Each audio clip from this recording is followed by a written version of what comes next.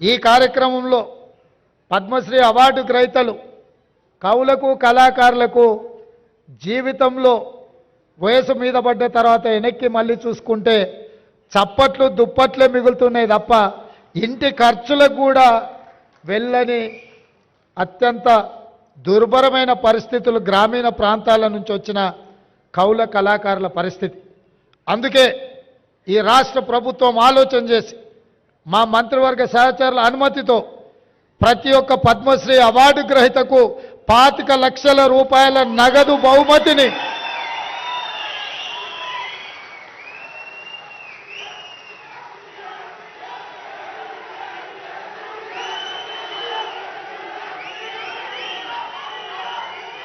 రాష్ట్ర ప్రభుత్వం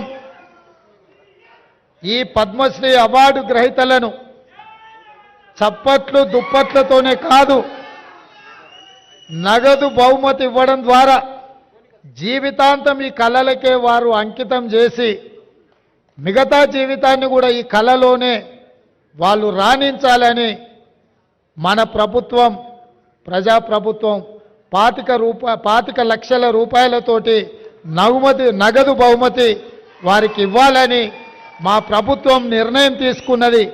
ఈ వేదిక మీదనే పెద్దలు వెంకయ్య నాయుడు గారు మిత్రులు చిరంజీవి గారి చేతుల మీదుగా వారికి ఆ నగదు బహుమతిని ఇవ్వాల్సిందిగా వారికి విజ్ఞప్తి చేస్తున్నా.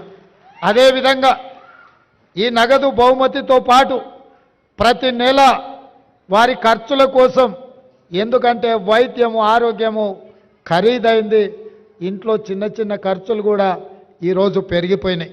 అందుకే ప్రతి నెల ఈ కవులకు కళాకారులకు 25,000 రూపాయల పెన్షన్ ఇవ్వాలని కూడా ఈరోజు, ఎందుకంటే వాళ్ళు నిరుపేదలు.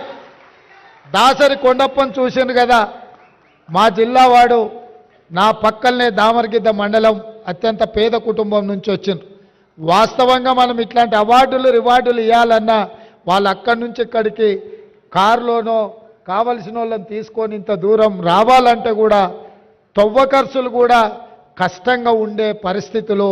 ఇట్లాంటి పరిస్థితుల్లో వీళ్ళను గౌరవించడం, వారికి ప్రతి నెల 25,000 రూపాయల పెన్షన్ ఇవ్వాలన్న ఆలోచన మా పెద్దలు హనుమంతరావు గారి అనుమతితోటి వారికి ప్రతి నెల 25,000 రూపాయలు ప్రభుత్వం నుంచి పెన్షన్ లాగా వారికి ఇవ్వాలి అని చెప్పి మా ప్రభుత్వం నిర్ణయం తీసుకున్నది.